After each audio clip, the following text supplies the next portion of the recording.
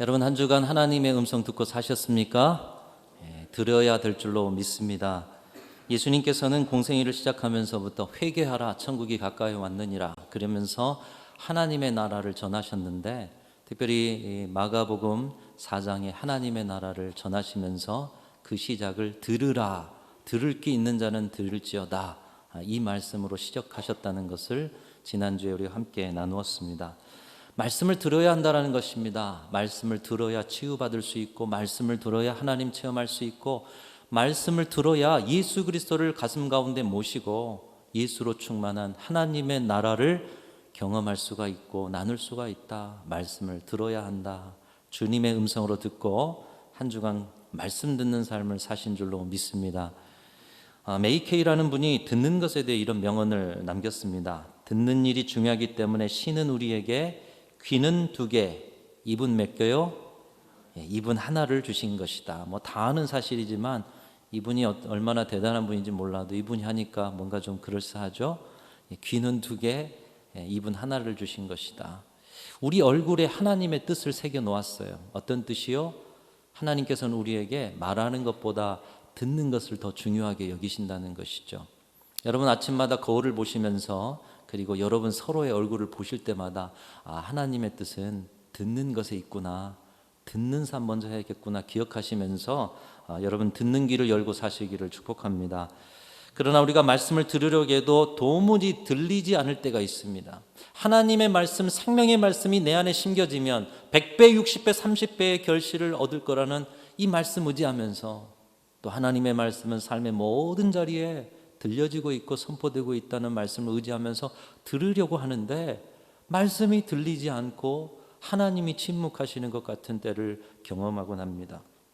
여러분 이것은 심각한 문제입니다. 그냥 두면 영영 듣지 못할 수도 있기 때문입니다. 갑자기 여러분의 귀가 들려오지 않는다고 생각해 보십시오. 갑자기 가족 중에, 자녀 중에 귀가 들려오지 않을 때 여러분 어떻게 하십니까? 가만히 내버려 두십니까? 방방곡곡 찾아다니시면서 이 난청을 해결하기 위해서 수단과 방법을 가리지 않을 것입니다. 그것이 사랑이요, 그것이 간절한 사랑의 마음 아니겠습니까? 우리 예수님께서도 우리를 향해서 이 사랑의 마음으로, 간절함으로 말씀을 가르쳐 주시면서 영적 난청을 치유할 생명의 말씀을 우리에게 주고 계십니다. 오늘 이 말씀 가운데, 비유 가운데 말씀하고 계시는데, 여러분 이 비유는 너무나도 많이 설교로 듣고 너무나도 잘하시는 말씀 아니겠습니까? 근데 이 우리의 이 듣는 것에, 듣는 귀에, 듣는 마음의 문제는 어떤 마음이냐? 오늘 말씀 속에 그 문제의 핵심을 마음밭의 문제라고 말씀하고 있습니다. 한번 따라하겠습니다. 마음밭의 문제다. 여러분 하나님의 말씀이 들려오지 않은 이유는 청각이 어떻게 되고 또 상황이 어떻게 되고 내 외부적으로 문제가 있는 것이 아니라 여러분의 마음밭의 문제라고 예수님이 말씀하고 계십니다. 말씀이 들려오지 않는 마음밭이 있는데, 길가와 같은 마음밭, 돌짝밭과 같은 마음밭, 가시덤불이 자라는 마음밭, 이런 마음밭이 말씀이 들려도 말씀이 심겨지지 않고 자라지 않는 마음밭이라고 말씀하고 있습니다. 이런 마음밭이 옥토의 마음이 될 때에 말씀을 듣는 귀가 열려지고 말씀의 생명력으로 열매를 맺어서 온 세상이 깃들일 만한 하나님의 나라가 10년 가운데, 인생 가운데 세워지게 될 것이다. 이것이 예수님이 주신 말씀입니다. 사랑하는 성도 여러분, 옥토의 마음이 되시기를 축복합니다. 여러분의 마음밭은 말씀을 들어서 열매 맺고 하나님 나라가 되는 옥토만이 되시기를 축복합니다. 그래서 오늘 이 세 마음들을 우리가 가지고 있는가 돌아보면서 옥토로 바꿔내야 될 책임이 있는데요. 그 중에 오늘은 길가와 같은 마음이 무엇인가, 그리고 길가와 같은 마음을 옥토로 기경하는 지혜를 말씀을 통해서 함께 나누고자 합니다. 본문 3절 4절에서 길가 같은 마음의 상태를 볼 수가 있습니다. 제가 읽으면 이렇습니다. 들으라, 씨를 뿌리는 자가 뿌리로 나가서 뿌릴새 더러는 길가에 떨어짐에 새들이 와서 먹어버렸고. 여러분 길가에는 씨앗이 들어갈 수가 없어요. 뿌리를 내릴 수가 없어요. 그러니 그 길가 위에 있는 씨앗을 새들이 먹어버렸다. 이 말씀을 비유로 하시면서 이 말씀의 해석을 오늘 본문 뒤쪽으로 넘어가면 15절에 해석해 주시는데요. 우리 같이 한번 읽어보겠습니다. 15절 시작. 말씀이 길가에 뿌려졌다는 것은 이들을 가리킴이니 곧 말씀을 들었을 때에 사탄이 즉시 와서 그들에게 뿌려진 말씀을 빼앗는 것이요. 예수님의 말씀이죠. 이 말씀의 해석이 이렇습니다. 길가와 같은 마음밭에는 말씀이 뿌려져도, 말씀의 씨앗이 뿌려져도 길가 위에 얹혀져 있을 뿐 말씀이 뿌리를 내리지 못한다는 것입니다. 그리고 그 마음밭에 뿌려진 말씀, 뿌리 내리지 못하는 말씀은 사탄이 즉시 와서 그들에게 뿌려진 말씀을 빼앗는 것이요 라고 말씀하고 있습니다. 즉 말씀을 듣는 일은, 말씀의 씨앗이 우리의 심령에 뿌리를 내리는 일은 개인의 취향이나 선택이 아니라 영적인 일임을 가르쳐주고 있습니다. 저 목사님의 설교는 나하고 어울리지 않고 오늘 마가복음은 내가 별로 보고 싶지 않은, 나는 요한복음이 더 좋아. 선택이나 취향의 문제가 아니에요. 말씀이 들려온 곳에는 그 말씀이 심겨지고 뿌리를 내리고 열매를 맺게 되어 있는데 이 말씀을 듣는 일은 영적인 일이다. 여러분, 왜 말씀을 듣는 일이 영적인 일입니까? 이것은 하나님의 창조의 원리와 연결되어 있기 때문입니다. 여러분, 하나님이 세상을 창조하실 때 보시기에 좋은 아름다운 세상을 지으신 줄로 믿습니다. 그 보시기에 좋은 세상 안에 무엇이 있느냐? 여러분의 마음밭도 있는 것이에요. 여러분의 마음밭도 보시기에 좋게 창조하셨어요. 그렇기 때문에 농부 되신 하나님께서는 세상 모든 사람들의 마음밭에 창조의 그 마음으로 씨를, 말씀의 씨를 뿌리신 것이에요. 말씀을 묵상하다가 왜 농부는 구별해서 씨를 뿌리지 않고 이곳저곳 마음대로 그냥 씨를 뿌려버리나? 참 이 농부가 제정신인가? 그런데 말씀의 해석을, 예수님의 말씀 보니 이 농부가 하나님이시래요. 하나님께서 왜 말씀을 이렇게 뿌리셨을까? 하나님은 우리 사람들의 마음밭에 뿌리셨구나. 그런데 마음대로 뿌리신 것이 아니라 모든 사람들의 마음밭이 옥토인 줄 알고 뿌리시는 거예요. 그런데 그 가운데 길가 같은 마음도 있고 돌짝박닥 같은 마음도 있고 또 가시떨기 나무가 자라는 그런 마음밭도 있다는 것이죠. 하나님께서 창조하신 그 옥토의 마음이 씨앗이 들어가지도 못할 길가가 되어버린 것이고요. 그리고 그 길가 위에 있는 씨앗을 사탄이 빼앗아 가버린다. 즉 영적인 일이다. 예수님이 이렇게 말씀하고 계시는 거예요. 하나님이 지으신 세계를 무너뜨린 일이요, 하나님의 사람들이 말씀을 통해 성장하고 하나님이 주신 열매를 맺어 하나님의 나라를 이루어갈 수 있는 그 기회를 빼앗아 버리는 일, 영적인 일이다 말씀하고 있는 것입니다. 다시 말하면 여러분, 말씀 듣는 일은 영적 싸움인 것이에요. 오늘 예배를 통해서나 성경을 펼쳐서나 삶의 모든 순간순간 들려오는 하나님의 말씀, 그 말씀을 듣는 일은 영적 싸움이라는 거예요. 듣고야 말아야 한다라는 거예요.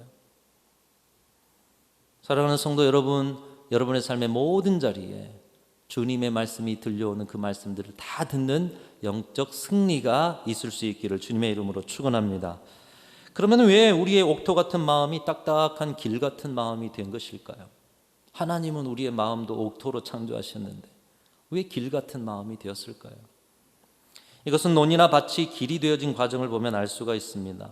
몇 년 전까지만 해도 농작물을 잘 키웠던 어떤 밭이 황폐화되어 있고 그 가운데로 길이 나진 그런 밭을 보신 적이 있으십니까? 길이 날 곳이 아닌데 자꾸 밟고 지나가서 경고문이 쳐지고 울타리가 쳐지기도 합니다. 울타리가 쳐진 곳에 큰 구멍이 생겨 짐승들이 드나들기도 합니다. 이렇게 길 아닌 곳에 길이 나면 그 땅이 황폐화되어지게 되는 것이고요. 더 이상 어떤 것이 자랄 수가 없는 것이죠. 우리 마음이 길이 되었다는 것은 어떤 이유로든 우리 마음이 무언가에 눌리고 짓밟혔다는 거죠. 여러분, 길은 사람이 수도 없이 위를 걸어서 누르고 밟고 해서 길이 되는 거 아니겠어요? 그러니까 우리 마음이 길이 되었다는 거, 씨앗이 들어가지도 못할 옥토가 되어야 되는데 길이 되었다라는 것은 무언가 눌렸다는 거예요. 무언가 짓밟혔다는 것이고요. 마음을 보호하는 울타리에 구멍이 나서 들어오지 않아야 할 것들이 들어와서 황폐화되어 있다라는 것입니다. 여러분, 여러분의 심령이 딱딱하게 굳어 있다는 것은 황폐화되어 있다라는 거예요. 하나님이 주신 옥토의 마음이 눌리고 짓밟힌 상태, 말씀이 심길 수 없을 정도로 굳어진 황폐한 상태, 그것이 바로 길가 같은 마음의 상태인 것을 말씀하고 있는 것입니다. 그러나 살아가다 보면 옥토처럼 잘 보존되어야 할 우리 마음이 무언가에 짓밟혀요. 눌리기도 해요. 원치 않지만 딱딱하게 굳어지는 그런 자리를 발견하게 되는 것입니다. 여러분, 무엇이 우리의 마음을 황폐화시키고 단단한 길 같은 마음으로 바뀌게 만드는 것일까요? 성경에서 이 길가와 같은 마음을 가진 사람들을 몇 군데 찾아보자면 가장 먼저 저는 이스라엘 백성들, 특별히 구약 성경에 나오는 광야와 출애굽 과정과 또 모든 구약 시대의 이스라엘 백성들이 바로 이 길가와 같은 마음을 가진 사람들이 아닐까 생각해 봅니다. 그들은 가는 곳마다 하나님의 말씀을 듣기보다는 불순종했습니다. 그리고 불신과 원망과 불평을 늘어놓았어요. 430년간의 노예 생활을 끝내게 하셨어요. 자유를 주셨습니다. 출애굽의 역사, 10가지 재앙도 사람이 일으킬 수 있는 재앙이 아니었어요. 홍해를 가르고요, 반석에서 물이 나오고요, 하늘 양식이 비같이 내리는 역사. 그들의 마음은 이런 역사를 경험해도 옥토의 마음으로 바뀌지 않았습니다. 신의 산에서 하나님께서는 너희는 내 소유가 되고 나는 너희 하나님이 될 것이다. 내가 준 이 율법의 말씀을 잘 지켜 행하면 복된 삶을 살게 될 것이다. 그렇게 말씀하셔도 그들은 말씀을 듣지 않았습니다. 그들은 굳어진 마음 가운데 차라리 애굽으로 돌아갔으면, 차라리 애굽의 노예였으면 하나님의 소유된 백성이라고 말씀하는데 그 말씀이 들리지가 않는 거예요. 굳어진 길가 같은 마음. 그들은 하나님을 섬기는 일에 있어서도 하나님의 말씀대로 섬기지 않았습니다. 출애굽기와 레위기의 말씀이 다 이렇게 나를 섬겨라, 방법까지도 다 제시해 주신 거 아닙니까? 근데 그들은 하나님이 주신 방법 말고 애굽에서 배웠던 애굽 사람들의 우상 숭배의 방법으로 하나님을 섬겼습니다. 모세가 시내산에 오르자 송아지 우상을 만들어 놓고 그 송아지 우상이 자신들을 출애굽시킨 하나님이다 경배하고 축제를 벌리는 그들의 모습. 딱딱한 길가 같은 마음인 것이. 수백 수천 번 하나님의 말씀을 전해주셨지만 그들의 마음에 말씀이 들어가지 않습니다. 황폐되고 굳어진 길가 같은 마음으로 하나님의 백성이란 이름으로 살았던 그들. 여러분, 그들이 왜 이런 굳어진 길가 같은 마음이 되었을까요? 먼저는 애굽의 압제입니다. 사회적으로, 국가적으로, 민족적으로 원치 않은 압제를 당하다 보니 그 속에서 눌리는 거죠. 여러분, 우리의 환경과 상황도 참 우리의 마음에 영향을 많이 줍니다. 애굽의 가치관과 종교관이 기름처럼 엉겨붙어 굳어져서 또 마음이 길가같이 됩니다. 여러분, 기름이 뜨거운 열에는 녹아 있다가요, 식어지면 굳어지잖아요. 애굽의 가치관과 종교관이 함께 엉켜붙어 굳어지는 거예요. 이제는 하나님이 말씀하셔도 그들이 살아왔던 노예 생활 외에 다른 말씀은 받아들이지 못하는 굳어진 마음, 이스라엘 백성들의 마음인 것입니다. 하나님께서는 모세나 선지자들을 통해서 그들의 마음을 기경하라 말씀하셨지만 그들은 주신 말씀을 따르지 않았습니다. 결과적으로 출애굽 1세대들은 어떻게 되었습니까?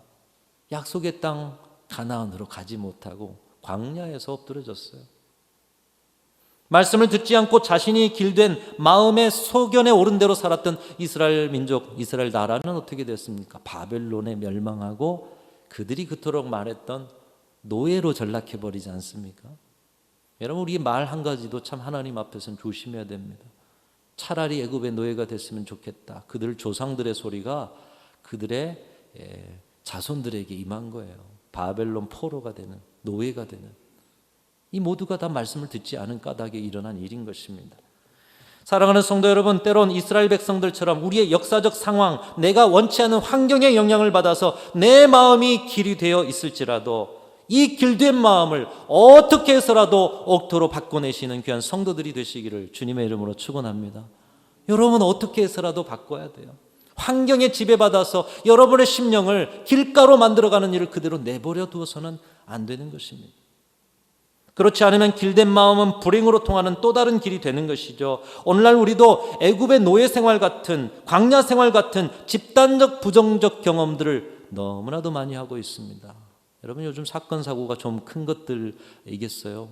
엄청난 재난의 사건들, 부정과 부패의 사건들, 이 집단적으로 사회적으로 충격을 주는 일들을 너무나도 많이 경험하고 있어요. 애굽에서 경험했던 그들의 이 눌림과 짓밟힘처럼요.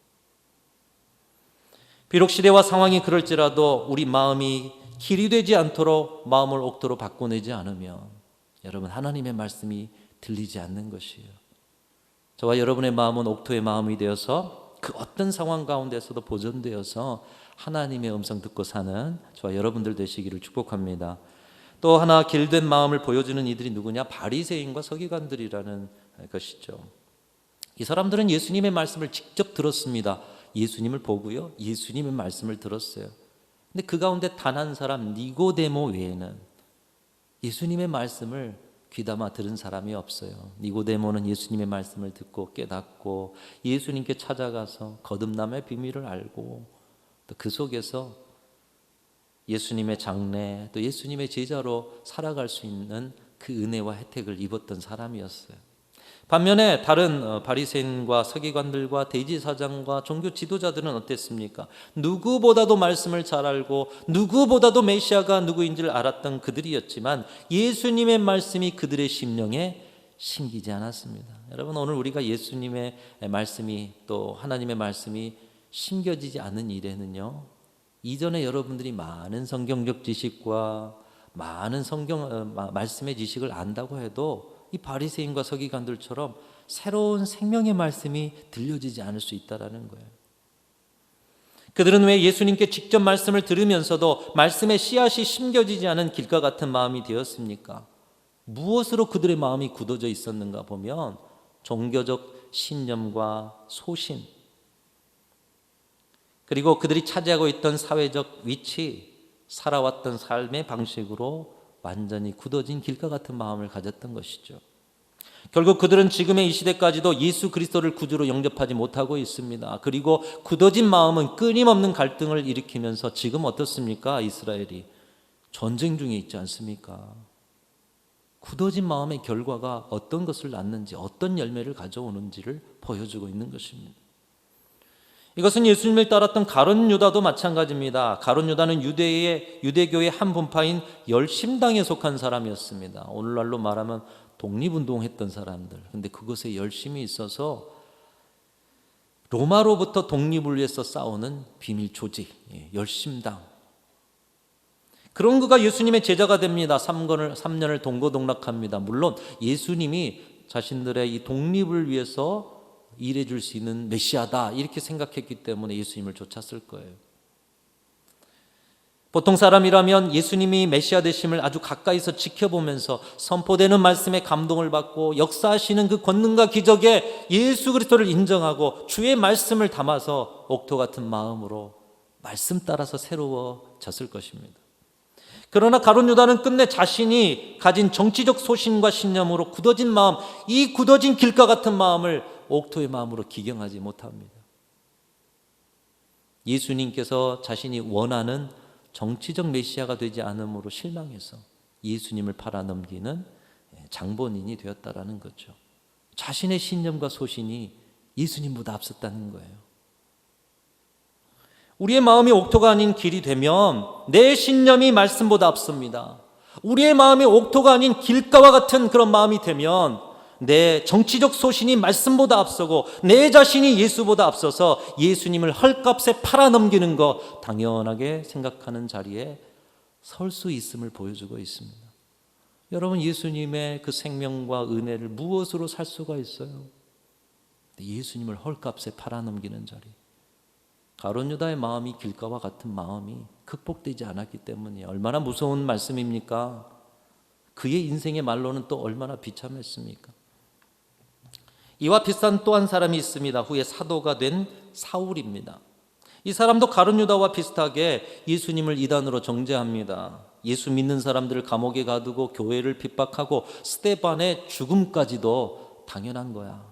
내가 증인 설게. 열심으로는 둘째 가라 하는 이 가룟 유다와 다를 바 없는 사람이었어요. 그 열심이 길이 되고 그의 율법에 대한 신념이 말씀보다 앞서는 사람.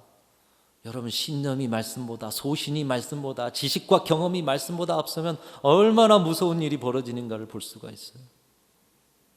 복음이 전혀 마음밭에 심겨질 수 없는 너무나도 굳어진 마음을 가진 사람 중에 하나가 사울이었다라는 것입니다. 이런 길과 같은 마음을 가진 사울이 어떻게 말씀을 듣게 되고 굳어진 마음을 갈아엎어서 옥토가 되어 말씀 전하는 사람이 되었습니까? 여러분, 어떻게 말씀보다 앞세웠던 자신의 지식과 경험이 배설물 같다라고 말할 수 있게 되었습니까? 어떻게 하나님을 아는 지식, 예수 그리스도를 아는 지식이 세상에서 가장 고상하다라고 말할 수 있는 사람이 되었습니까? 어떻게 자신의 생명을 걸어오던 신념과 소신이 아니라 예수께서 구주 되신 것을 전하는 일에 생명을 거는 그런 사람으로 변화되게 되었습니까? 딱딱한 길가와 같은 그가 옥토로 바뀌게 되었냐는 것이에요. 여러분, 길가의 마음이 옥토가 되는 길은 딱 하나입니다. 하나님께서 그를 꺾어주시는 것밖에 없어요. 하나님께서 그의 딱딱한 굳어진 길가 같은 자리를 성령의 포크레인으로 다 기경하시는 것밖에 없어요. 그렇지 않으면 그 마음은 스스로 자신이 길인 줄 알고 영원토록 굳어진 마음에서 벗어나지 못하는 것입니다. 결국 이스라엘 민족의 길이요, 바리새인과 서기관의 길, 그리고 가룟 유다의 길을 가게 되는 거예요. 자신들이 길인 줄 알아요. 자신들이 길인 줄 알아요. 사랑하는 성도 여러분, 오늘 여러분 가운데 옥토가 아닌 말씀이 전혀 심겨지지 않은 길가와 같은 마음의 자리가 있다라면, 그 마음의 모습이 조금이라도 비춰지신다라면 그 자리에서 엎드리실 수 있기를 주님의 이름으로 축원합니다. 주님, 내 신념과 소신이 말씀보다 앞서는 자리를 바꿔주옵소서. 내 지식과 경험이 말씀보다 앞서는 자리를 바꿔주시옵소서. 내 자신이 예수보다 앞서는 자리를 바꿔주옵소서. 여러분, 의지하며 기도할 때 성령께서 여러분을 새롭게 해주실 줄로 믿습니다. 에스겔 36장 26절은 성령의 사역을 이렇게 가르치고 있습니다. 또 새 영을 너희 속에 두고 새 마음을 너희에게 주되 너희 육신에서 굳은 마음을 제거하고 부드러운 마음을 줄 것이며. 굳은 마음을 제거하는 것을 누가 해요? 성령이 하신다는 거예요. 이미 알았다면 우리 자신이 했겠죠. 우리는 알지도 못해요. 지금까지 살아오면서 그 마음이 길가인지 옥토인지도 알지 못한 채로 살아가는 자리가 있었다면, 지금 그것을 알았어도 내 스스로 어떻게 바꿀 수 없을 만큼 굳어진 자리가 있더라면, 성령께서 녹이시고 사도 바울처럼 꺾으시고 기경하셔서 오늘 변화된 옥토의 마음으로 말씀을 듣고 그 말씀의 고상함, 말씀의 놀라운 능력, 예수 그리스도를 아는 지식과 지혜의 충만함으로 나아가는 저와 여러분들이 다 되실 수 있기를 주님의 이름으로 축원합니다. 내 지식과 경험이 말씀보다 앞서지 않도록, 내 신념과 소신이 말씀보다 앞서지 않도록, 내 자신이 예수보다 앞서지 않도록. 여러분, 이것이 오늘 우리 말씀을 통해서 주시는 기도의 제목이요, 길가를 극복하는 주님이 주신 옥토의 마음인 것입니다.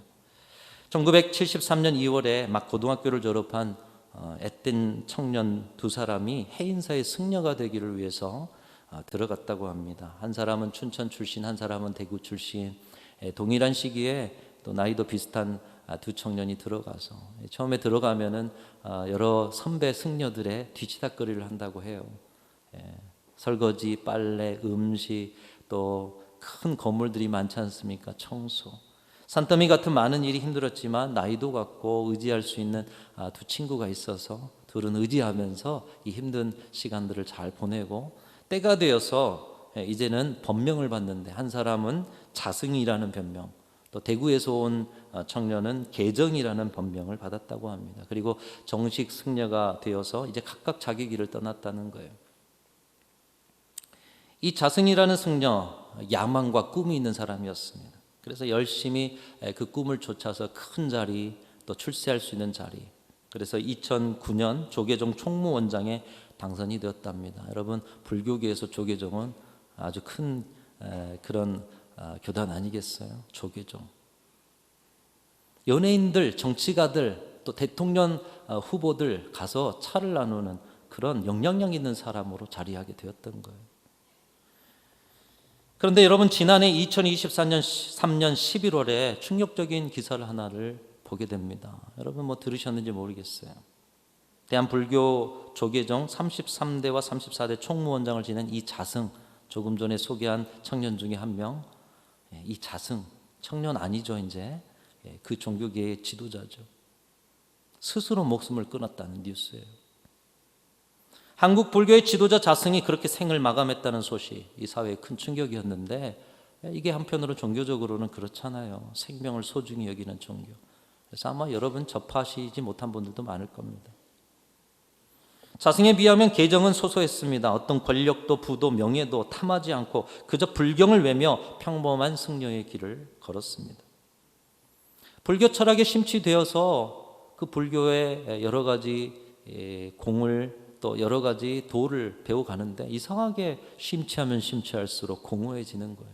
그러면서 우울증이 시작됩니다. 그리고 이 우울증을 극복할 수 없게 되자 이제 내가 여기서 내려가는 것이 맞겠구나.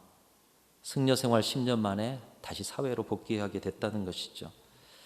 허나 잘생긴 외모에 CF 모델도 하고 좋은 집안 처자와 결혼도 하고, 그러나 세상이 호락호락한 세상이 아니다 보니 계속해서 실패를 경험합니다. 인생이 불안합니다. 배운 것이라고는 불경을 외우고 공을 들이는 것밖에. 그래서 대구 팔공산 갑박에 올라가서 108번 절하면서 공을 들였지만 마음의 우울감과 이 불안함을 극복할 수 없고 더 이상 버틸 힘이 없게 되어서 이제 이 사람도 스스로 생을 마감하고자 했다는 거예요. 마지막으로 아내의 목소리라도 듣고 싶어서 전화를 했더니 아무것도 모르는 아내가 반갑게 전화를 받으면서 우리 누군가를 만나러 가야 되는데 빨리 집으로 오라는 성화에, 아니 자신의 마음은 지금 그런데 근데 아내가 성화를 하는 거예요. 그래서 못 이기는 척 한번 져주는 마음으로 아내에게 달려갔다는 것이에요.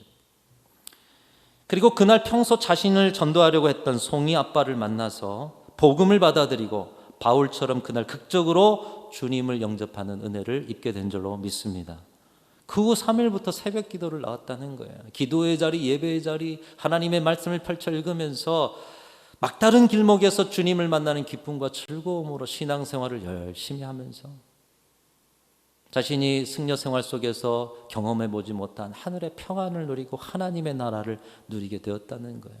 이것이 얼마나 감사하고 값지던지 이것을 마음에만 가둘 수 없어서 칼빈 신학교에 들어가고 신학을 배우고 목사가 되어서 코스타 강사로 일본과 필리핀 선교지에 가서 간증을 하면서 여러 복음을 전하는 그런 삶을 살게 되었다는 것입니다. 여러분, 이분은 최봉익 목사님이라는 분이십니다.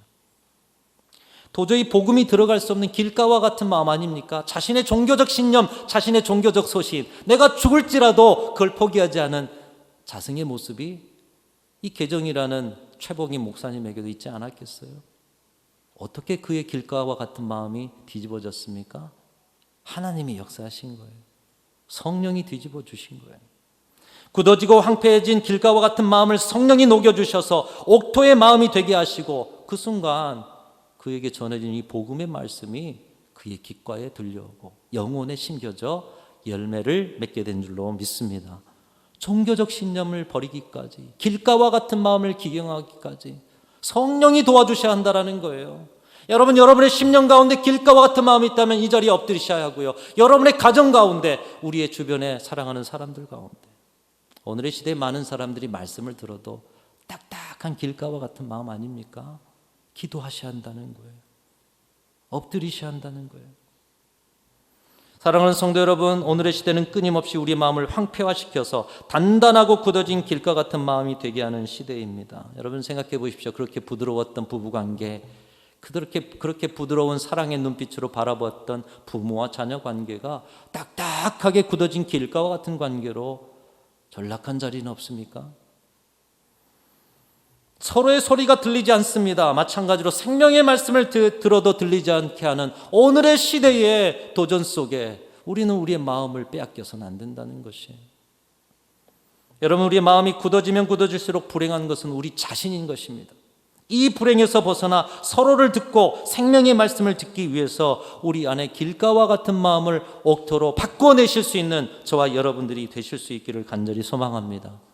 지식과 경험이 주의 말씀보다 앞서지 않고, 신념과 소신이 주의 말씀보다 앞서지 않고, 내 자신이 예수보다 앞서지 않은 이 옥토와 같은 마음으로 살게 해 주옵소서. 도움을 구할 때 주께서 여러분의 심령을 옥토로 바꾸어 주실 줄로 믿습니다.